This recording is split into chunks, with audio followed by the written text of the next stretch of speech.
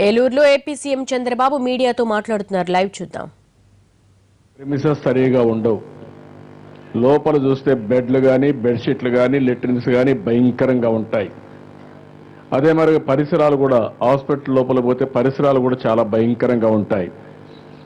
ఇంకా అక్కడికి పోతే లోపలికి పోతే ఏదైనా టెస్టింగ్ ఎక్విప్మెంట్ ఉందంటే అది పనిచేయదు.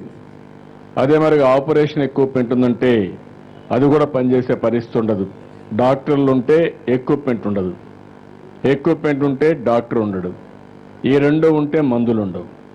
ఇలాంటి ఒకటి కాదు, చాలా సమస్యలు తీసుకొచ్చారు. అదే మరి ఇటీవల కాలంలో మీరు చూస్తే నేను ఇంత మునుపు సీఎంగా ఉన్నప్పుడు డిస్ట్రిక్ట్ హాస్పిటల్స్ని, ఏరియా హాస్పిటల్స్ని, అదే మరి ప్రైమరీ హెల్త్ సెంటర్స్ని పెద్ద ఎత్తున నిర్మాణం చేశాం.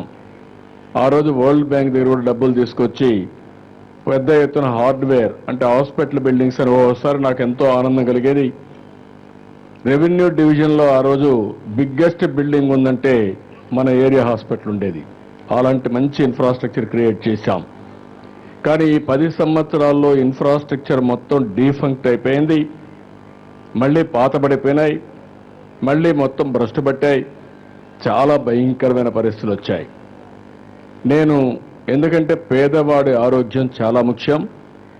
రాబోయే రోజుల్లో ఆరోగ్యం కోసం ఎంత తపన పడతారో, ఎన్ని అవస్థలు పడుతుందని నేను చూశాను. ఈరోజు గవర్నమెంట్ ప్రోగ్రాం కాంగ్రెస్ హయాంలో ఆరోగ్యశ్రీ పెట్టి ఆ ఆరోగ్యశ్రీ కూడా పబ్లిసిటీకి ఉపయోగపడింది తప్ప రియల్గా పేదవాళ్ళ ఆరోగ్యాన్ని ట్రీట్ చేసే సందర్భాలు కూడా లేకుండా పోయే పరిస్థితికి వచ్చింది.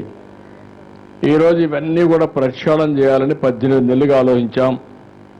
నేనైతే కామినేని శ్రీనివాస్ గారు మంత్రిగా ఉంటే ఆయనకి చాలాసార్లు డిస్కస్ చేశాం. చాలా బాధలు కొన్ని హాస్పిటల్కి వెళ్ళాను. అదే మరిగా నేను పోయింది ఎక్కడైతే మనసు చాలా కలచివేసే పరిస్థితికి వచ్చింది. ఏంటి ఈ వ్యవస్థను మార్చలేమో మనమని చాలాసార్లు మదనపడ్డాను, ఆలోచించాను. కడాన ఇటీవల కాలంలో అయితే ఎన్జిఓస్ కూడా దగ్గరికి వచ్చి మాకు హెల్త్ ఇన్సూరెన్స్ కావాలని నేను ఒక మాట అడిగాను. మీకు హెల్త్ ఇన్సూరెన్స్ ఇస్తాను, కానీ గవర్నమెంట్ హాస్పిటల్లో ట్రీట్మెంట్ ఇస్తానంటే ఒక మాట చెప్పారు. గవర్నమెంట్ హాస్పిటల్లో ట్రీట్మెంట్ వస్తే మాకు హెల్త్ ఇన్సూరెన్స్ అవసరం లేదు, ఎందుకంటే ఇప్పుడు బాగా చేసిన తర్వాత పొమ్మంటే మేము పోతాం తప్ప ఇప్పుడు మేము అక్కడికి పోయే పరిస్థితులు లేవని వాళ్ళు కూడా చెప్పే పరిస్థితి వచ్చింది. అంటే గవర్నమెంట్ కూడా గవర్నమెంట్ హాస్పిటల్స్ పైన నమ్మకం లేని పరిస్థితి వచ్చిందంటే ఏ విధంగా పనిచేస్తున్నాయనేది ఒక ఉదాహరణ మాత్రం.